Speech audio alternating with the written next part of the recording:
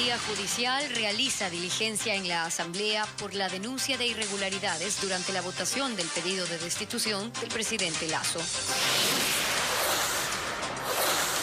Una protesta violenta con fines políticos, derrocar al gobierno legalmente constituido.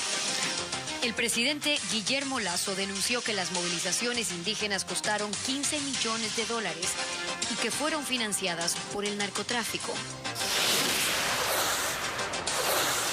El Consejo de la Judicatura deberá disculparse con el presidente de la Corte, Iván Saquicela, por haberlo suspendido. Delincuentes atacan con explosivos a comerciantes que se niegan a pagar dinero a cambio de protección en Pascuales, parroquia urbana de Guayaquil. ¿Qué tal, amigos? Bienvenidos a Televistazo y empezamos con las noticias que marcan esta jornada. La Fiscalía, acompañados de miembros de la policía, ejecutaron una diligencia en las instalaciones de la Asamblea tras esta denuncia de manipulación durante la votación sobre el pedido de destitución del presidente Guillermo Lasso. ¿Qué tal, Gaby? ¿Cómo estás? Hola, Steffi, amigos, ¿cómo están? Buenas tardes. Además, hay solicitudes de que se investigue a todos los asambleístas y no solo los curules de los afectados. Patricio Díaz, desde el Palacio Legislativo, nos informa. Patricio.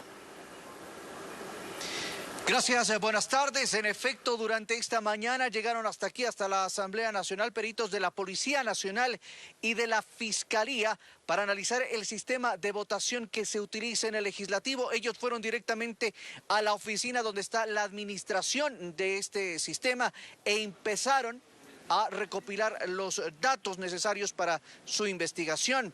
Recordemos que los encargados de tecnología en su informe indicaron que lo que se determinó es que una misma persona utilizó las 4 credenciales de los legisladores que denunciaron que su voto fue alterado durante el proceso que buscaba la destitución del jefe de Estado. El presidente de la Asamblea informó que solicitó precisamente a la fiscal general Diana Salazar que se agiliten estas investigaciones. Escuchemos lo que dijo el presidente del Legislativo.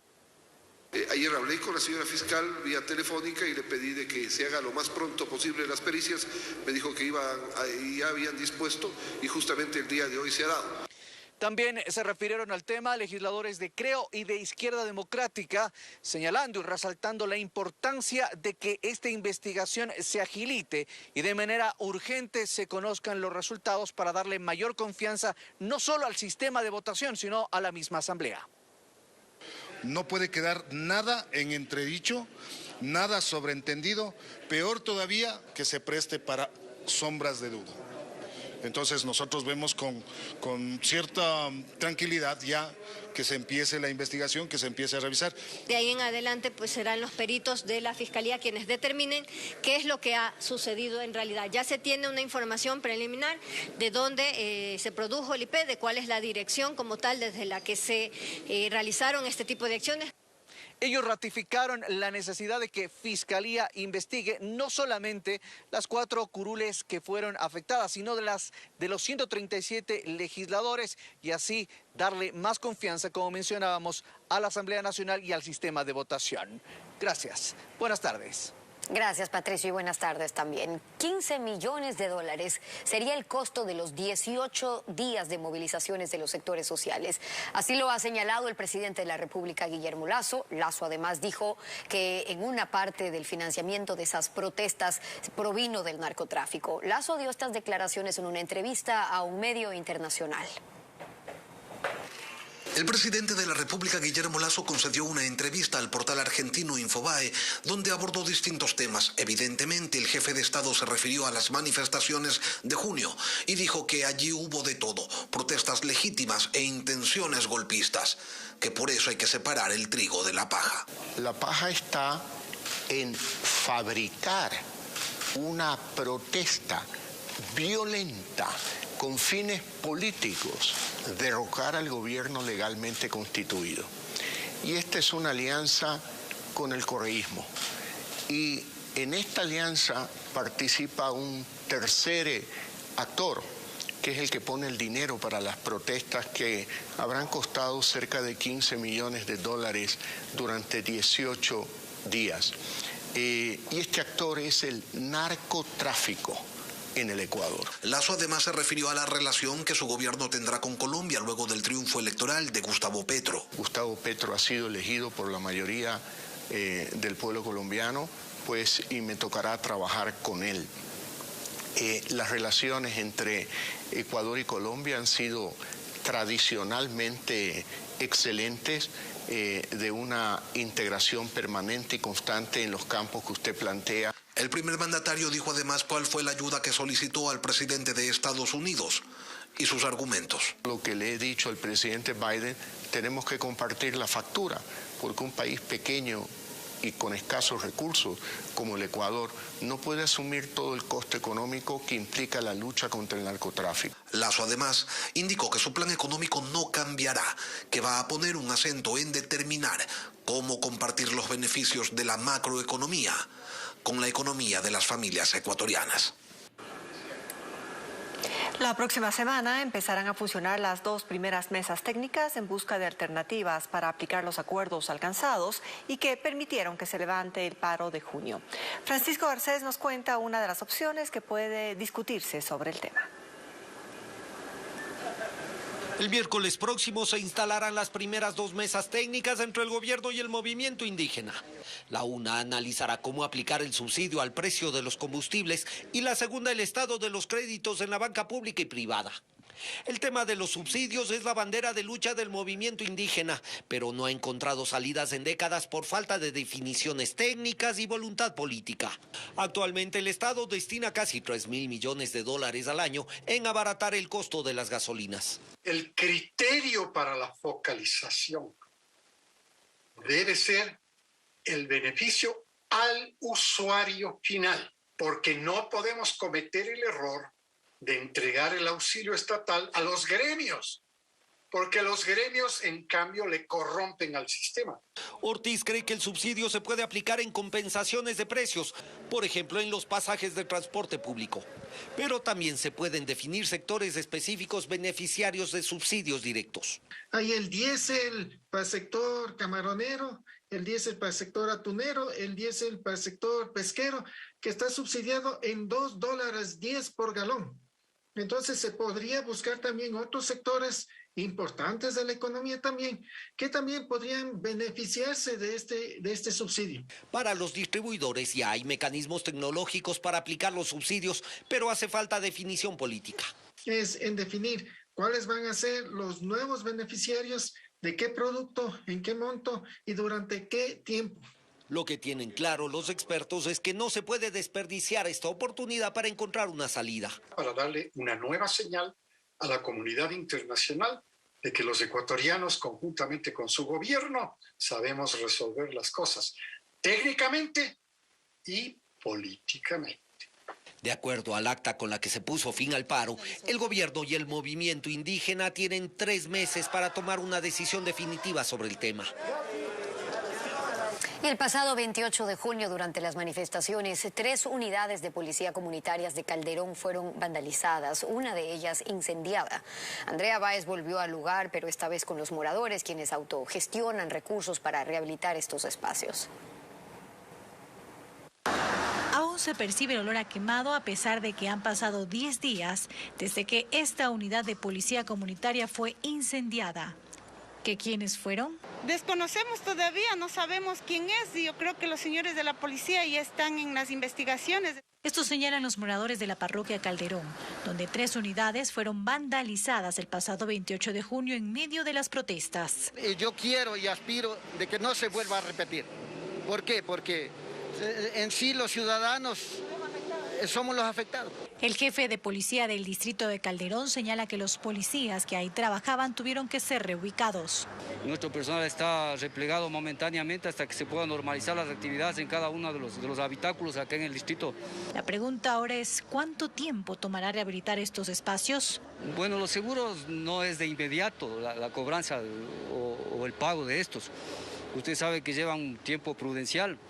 Hablemos de unos 2, 3, 4 meses, pero hasta mientras es imposible que la gente, como yo le manifestaba, esté en total indefensión. Por su parte, los moradores aseguran que realizan autogestión, pues el mal que ocasionaron otros Ahora es un problema de la comunidad. Nosotros nos organizaremos en esta misma semana para limpiar. Sin embargo, la policía menciona que se continuará el patrullaje en la zona, pues los asaltos y robos están a la orden del día. La carretera alterna, improvisada por habitantes cercanos al punto de erosión en el río Coca, colapsó por la caída de taludes. Las intensas lluvias de los últimos días han provocado esta situación que compromete una zona poblada del cantón El Chaco, en Napo. José Carlos Alvarado nos relata que varias familias han sido evacuadas de la zona. Desde el aire se puede observar que la carretera alterna que construyeron los comuneros desapareció. Recientemente, moradores del Reventador en Sucumbíos y del Chaco en Napo habilitaron por sus propios medios una vía para cruzar, ya sea a pie o por cualquier tipo de vehículo. Este tramo, vital para la conexión de las poblaciones del norte de la Amazonía con el resto del país, está cerrado desde finales de 2021 por el proceso erosivo del río Coca. Desde entonces, las laderas de la montaña ceden y provocan temor en las poblaciones. Ahora estamos concentrados más en el tema de San Luis, porque hay una franja de seguridad, la cual se estipula en nuestro plan de contingencia de 50 metros. Entonces, quienes ya entren en esta franja deben salir y evacuar de manera rápida y oportuna a fin de evitar desgracias mayores. Este proceso erosivo se desarrolla a la altura del kilómetro 64 de la vía entre Baeza y Lago Agrio. Específicamente, la zona de San Luis en el Chaco está en riesgo por el material que cae de estas laderas. Hace varios meses el Ministerio de Transporte y Obras Públicas había advertido sobre los riesgos de esta carretera alterna. No ofrece las garantías técnicas ni la seguridad para los transeúntes. Por ahora se ha realizado la evacuación de 11 personas, pero el Servicio de Gestión de Riesgos también alerta sobre la amenaza que esto representa para la dotación de agua en el Chaco. De hecho, el día de ayer estuvimos haciendo un recorrido y vimos los tanques de agua que también ya están en alto riesgo. Este viernes se confirmó la instalación del COE provincial para determinar las siguientes acciones por este fenómeno.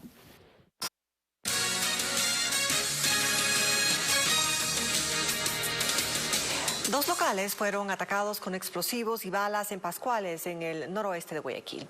En uno de ellos, los delincuentes colocaron un artefacto manual mortal. Merlin Ochoa nos informa que los dueños de los negocios son extorsionados y si no dan dinero, atentan contra ellos. Veamos. Uno de los ataques quedó registrado en este video grabado por una cámara de seguridad. Se observa a un hombre llegar con gorra y con el cuello cubierto. Coloca el explosivo y por varios segundos intenta prenderlo. Luego se va. Un minuto después, el artefacto explota. La detonación alarmó a los habitantes de Pascuales en el noroeste de Guayaquil. Sucedió a las 4 de la madrugada del viernes en un asadero de pollos. La puerta enrollable quedó destruida, mientras que en el piso se formó un orificio. Sin embargo, no se registraron heridos. Es un artefacto explosivo improvisado realizado de forma manual. ¿Qué tan mortal? Ya, es mortal de acuerdo a la ubicación y a la cantidad que se utilice. Pero a las 2 de la madrugada también del viernes, otros delincuentes balearon esta tienda ubicada a una cuadra del asadero de pollos. En las rejas y la fachada del local hay más de 8 orificios de bala. Tampoco hay heridos. Se presume que en ambos casos las víctimas fueron extorsionadas y al no dejarse someter, las atacaron. Algún grupo de extorsionadores que se encuentran operando en este sector de Pascuales. ¿Operan aquí en Pascual? Ya se ha escuchado de algunas versiones de algunos locales. Aquí en Pascuales, el ataque a los dueños de los locales no es nuevo. Por ello, son muy pocas las personas que se quieren referir al tema.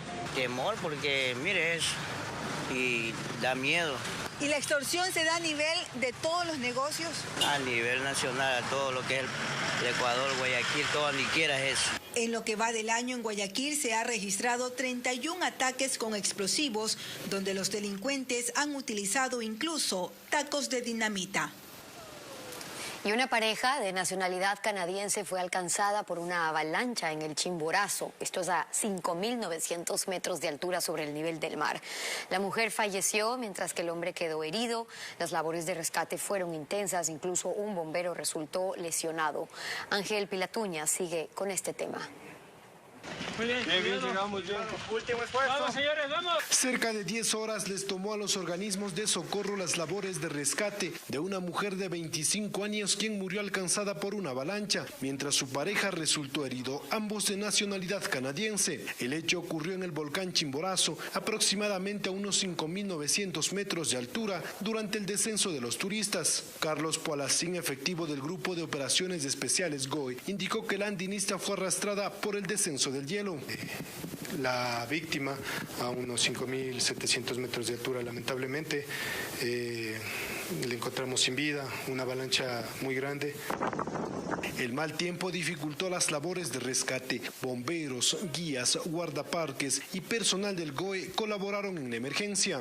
La temperatura es súper fuerte arriba y la nieve se derrita muy rápido, ¿no? Y al momento de caminar, ustedes entenderán que se puede enterrar inclusive hasta medio cuerpo, ¿sí? Como rescatistas. Y toca ir abriendo camino para que para poder sacar a la víctima. Durante el rescate, un bombero resultó herido, el cual fue trasladado hasta una casa de salud en Riobamba. Orlando Vallejo, jefe del cuerpo de bomberos, confirmó sobre el personal afectado. Uno de los compañeros tropieza y con uno de los crampones tiene una herida cortante a nivel de su extremidad inferior izquierda.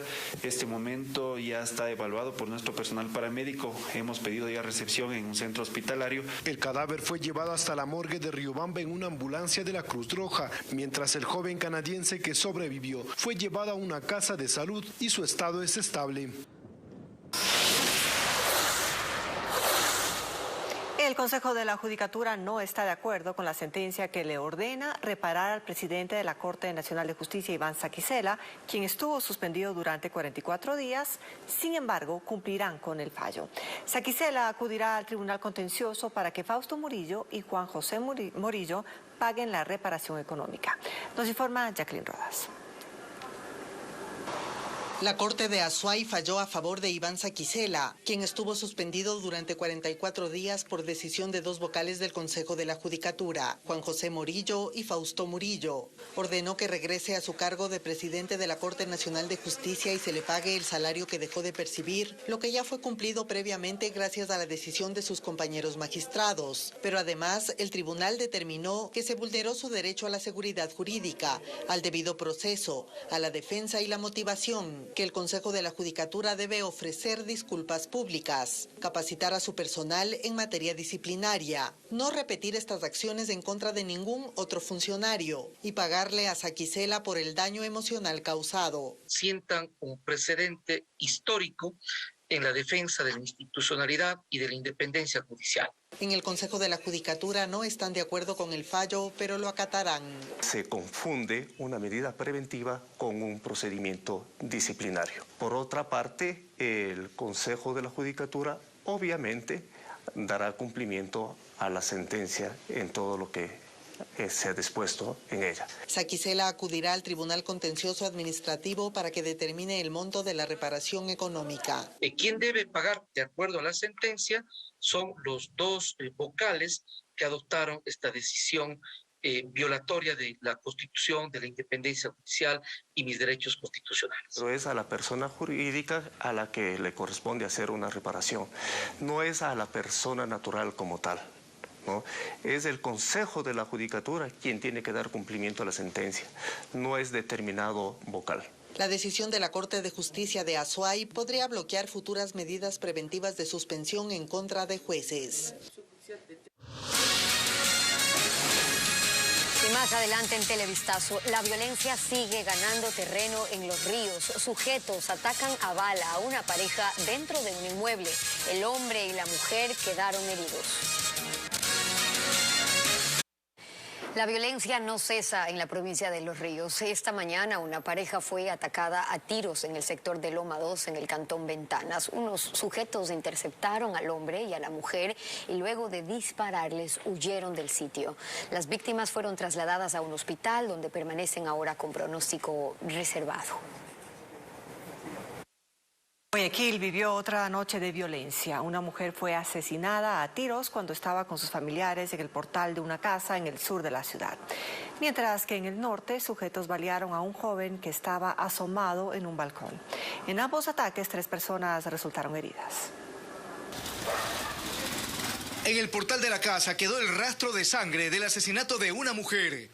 El hecho ocurrió anoche en las calles 14 y Camilo de Estruje, en el suburbio de Guayaquil. Según testigos, la víctima conversaba con varios amigos cuando los criminales llegaron a bordo de un auto y desde ahí le dispararon en varias ocasiones. La señora estaba ahí con los nietos afuera, todo eso. Se paró el carro por acá por esta oscuridad, ven ahí se paró y ahí se bajó el man. ¡Pa! 2 tiros, ya está. Digo sinceramente, nosotros no salimos siquiera a la media hora de la cuestión esa. Si acaso sabes que dan y vienen los otros y siguen dando balas, entonces la gente se esconde. La gente se esconde, aquí no hay seguridad ya. Familiares trasladaron a la mujer hasta un hospital donde los médicos confirmaron su deceso. Estamos viviendo una situación que no hay control de nada aquí. En este ataque, 2 personas habrían resultado heridas según los vecinos.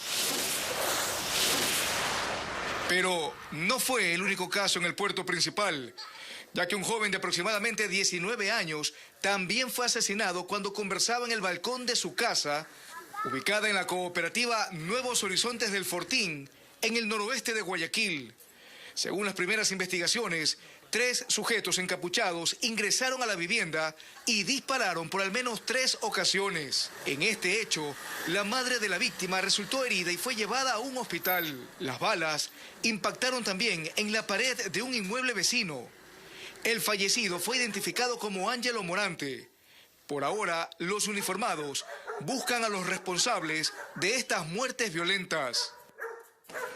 Y vamos con una lamentable noticia. Una persona murió y otra resultó herida tras ser atropelladas por un camión de una empresa de agua embotellada en el norte de Guayaquil. Les tenemos ahora el reporte de ese siniestro. Hasta los exteriores de una empresa embotelladora de agua llegaron los familiares de Diego Bajaña, de 34 años, quien esta mañana fue atropellado por un camión. El hombre cruzaba junto a un compañero de trabajo un tramo de la vía Adaule, en el norte de Guayaquil, cuando fue impactado por el pesado vehículo.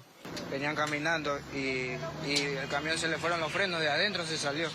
Y arrastró a uno, lo mandó a volar acá y el otro lo atropelló, lo mandó a media calle. El fallecido llevaba al menos 3 años laborando en esa compañía. El fiscal junto a agentes de tránsito acudieron al sitio para investigar lo ocurrido. Vamos en primer lugar a hacer las respectivas averiguaciones.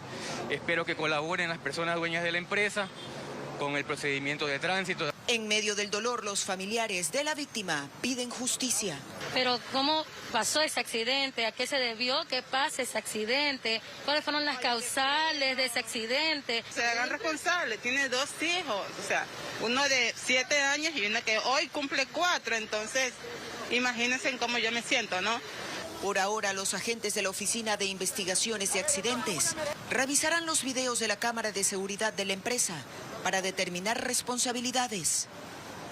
Continuamos. Las Fuerzas Armadas incautaron aproximadamente 1 tonelada de droga en la provincia de Sucumbíos, en la frontera con Colombia.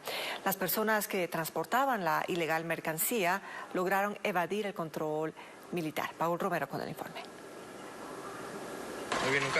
Varias personas que viajaban en este vehículo evadieron el control de armas, municiones y explosivos que realizaba personal de la Brigada de Selva 19 Napo en la frontera con Colombia. Los sospechosos abandonaron esta camioneta en la que transportaban aproximadamente 1 tonelada de droga. Se descubrieron cientos de paquetes de cocaína herméticamente sellados y empaquetados con un visible logotipo. Es un golpe contundente, duro, significativo para estas estructuras delincuenciales que están operando en el límite político internacional.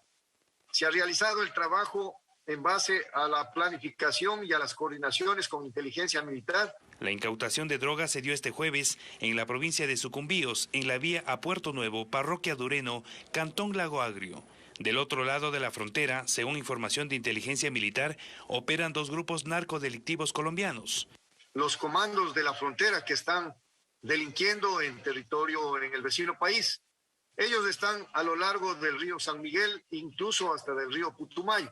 Y otra de las estructuras son los de Carolina Ramírez, que también delinquen en el vecino país y tratan de cruzar la frontera. En lo que va del año, en este sector de la frontera norte, se han decomisado 800 municiones y 13 armas de fuego. Además, se han encontrado 30 piscinas clandestinas de combustible que utilizan los grupos irregulares para el procesamiento de droga.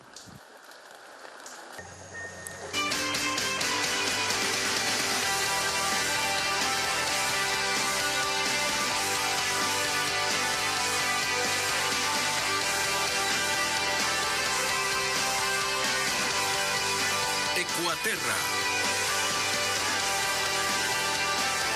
Bueno, y hoy, como todos los viernes, tenemos nuestro segmento de Ecuaterra y en esta ocasión vamos a abordar el tema de la economía circular, cómo hay iniciativas que están ganando terreno en nuestro país, que dan una nueva vida a los residuos. Fernando Terranova nos presenta algunas de ellas. Fernando. ¿Qué tal? ¿Cómo están? Seguramente han oído hablar de la economía circular, pues se trata de un modelo de producción y consumo que aprovecha al máximo los recursos. Y en Ecuador están ganando terreno iniciativas que dan una nueva vida a los residuos, convirtiéndolos en productos completamente distintos. Les presentamos algunos de estos emprendimientos.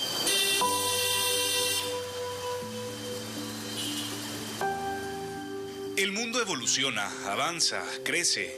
Cada vez producimos y consumimos más, pero los recursos son limitados. En medio de esta agitación es cada vez más necesario un giro. Hasta ahora hemos aplicado un modelo de economía lineal. Extraemos, producimos, consumimos y desechamos. Rápido, sí, pero poco amigable con el planeta. La economía circular plantea, en cambio, un sistema más sostenible en el tiempo, en el que los residuos, en lugar de botarse, se reutilizan y reciclan, transformándose en nuevos productos. En Ecuador ganan terreno iniciativas bajo esta filosofía. César Silva creó en 2019 Biofabric, donde se combina acerrín y otros desechos agroindustriales con una resina de hongos comestibles para crear un biomaterial sustituto al espumafón. Esto es una combinación básica entre viruta o acerrín de madera, que es un residuo agroindustrial, puede ser también, por ejemplo, la caña, puede ser la hoja del banano, esos son residuos, y estos los combinamos con la raíz de este hongo. Esta raíz, en el estado natural, es una goma, y nosotros aprovechamos esa goma que la mezclamos con esta viruta para poder crear estos packaging. Que en la práctica son alternativas al espumafón. De hecho, tiene una consistencia parecida, ¿no?, al espumafón. Sí, por supuesto. La idea es que sea un sustituto perfecto al espumafón, con una ventaja más de que es fuego resistente. Esto no se quema si tú le aplicas fuego directo, a diferencia del espumafón. Es que en nuestro país se desechan cada año 6.000 toneladas de espumafón, que si lo apilamos alcanzaría a la altura de un edificio como La Previsora en Guayaquil, que tiene 35 pisos. El espumafón tarda más de 500 años en descomponerse. Ya no se degrada, no se biodegrada, se va fraccionando. Y en ese proceso va contaminando agua, suelo, las especies marinas y terrestres lo consumen como alimento y nos afecta a nuestra salud humana. Este biomaterial que nosotros estamos realizando se descompone en 60 a 90 días, dependiendo de las condiciones. Y es un material completamente orgánico, natural. Por lo tanto, sirve incluso como un abono. Tú lo puedes desechar en tu jardín, en tus plantas, y sirve y funciona como un abono, una tercera vida útil. Y sabemos que esta iniciativa el día de hoy tiene un impacto local, sí, un impacto dentro de nuestra provincia, un impacto dentro de nuestro país. Pero esta tecnología nosotros podemos llevarla y replicarla en el resto del mundo. En Cuenca hay un curioso proyecto que transforma desechos plásticos en mobiliario urbano. Utilizamos diferentes tipos de plástico, pero principalmente el más conocido y el que es más común, el plástico tipo PET, que es de las botellas. Hemos hecho bloques, hemos hecho camineras, adoquines, mesas, sillas, bancas, pasamanos. En realidad el espectro es bastante amplio, se puede construir absolutamente todo, pero nos hemos enfocado en mobiliario urbano para los parques de nuestra Cuenca hermosa. Un total de 11 toneladas de plástico han sido procesadas en el Laboratorio de Economía Circular de la Universidad Católica de Cuenca, como parte de un convenio con el municipio local, en el que también forman parte asociaciones de recicladores. Tiene muchos beneficios, principalmente el ambiental. Antes este plástico, ¿qué pasaba? Terminaba en ríos, quebradas o enterrado en el relleno sanitario. Ahora le damos una nueva utilidad. Tiene beneficio social porque trabajamos con los amigos recicladores y ellos obtienen un ingreso por ese plástico. Mire, nosotros le vendemos que se trata el material duro. el material duro, que las pomas, que las cosas del yogur, el soplado, todo esto que viene incluido. Esto es la ayuda, que una entrada más para nosotros todos los compañeros que somos recicladores de esta organización. En definitiva, la economía circular es seguir el ejemplo de la sabia naturaleza, donde todo se aprovecha y los residuos se convierten en nuevos recursos.